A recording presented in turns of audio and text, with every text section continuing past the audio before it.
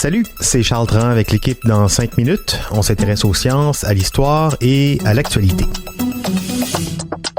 Aujourd'hui, on parle des abysses. Avec la crise climatique qui a cours, on parle souvent des besoins grandissants en métaux rares qui servent par exemple à la fabrication des batteries des voitures électriques ou des panneaux solaires.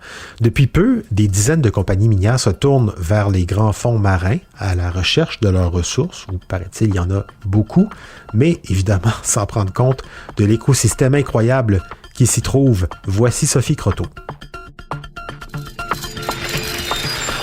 Les océans composent plus de 95% de l'espace habitable sur la Terre et les 3/4 de leur étendue n'ont jamais été explorés. Non seulement ce sont des espaces hostiles où la lumière ne se rend pas et où il fait extrêmement froid, mais la pression du poids de l'eau est aussi tellement intense qu'il serait impossible pour un humain d'y survivre.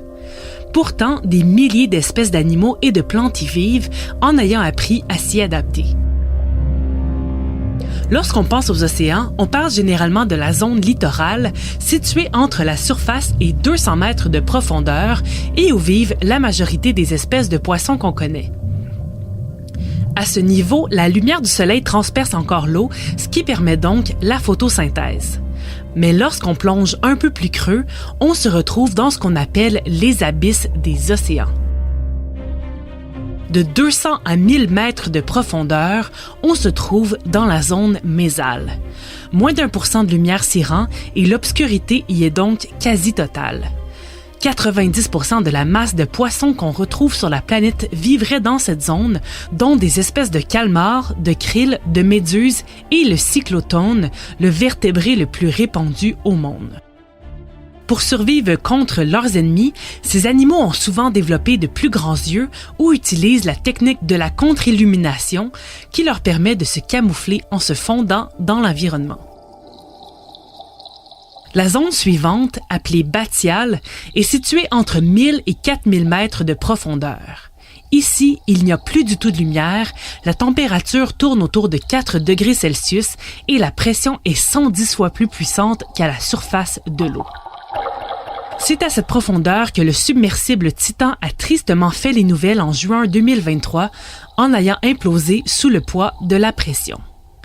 Les animaux qui vivent dans cette zone, comme des types d'anguilles, de calmars, de pieuvres et de requins, n'ont qu'une vision très faible ou même pas du tout de rétine. Leur organisme s'est adapté en produisant de la bioluminescence, c'est-à-dire qu'ils émettent de la lumière d'une partie ou de leur corps au complet, dans le but d'attirer des proies, de déjouer des prédateurs ou de copuler. Pour résister à la pression, ils ont aussi développé une peau souple et gluante.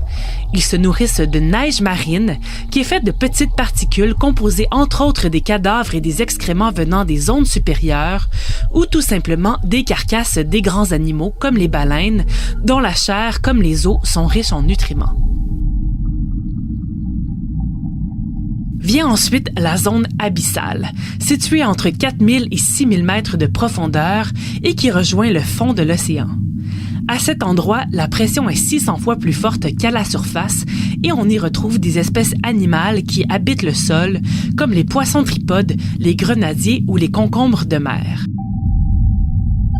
La dernière zone est la zone hadale, qui est faite de toutes les fosses creuses qui se trouvent dans les fonds marins à certains endroits sur la planète. La plus profonde que l'on connaît est la fosse des Mariannes dans l'océan Pacifique qui va à un peu plus de 10 000 mètres de profondeur.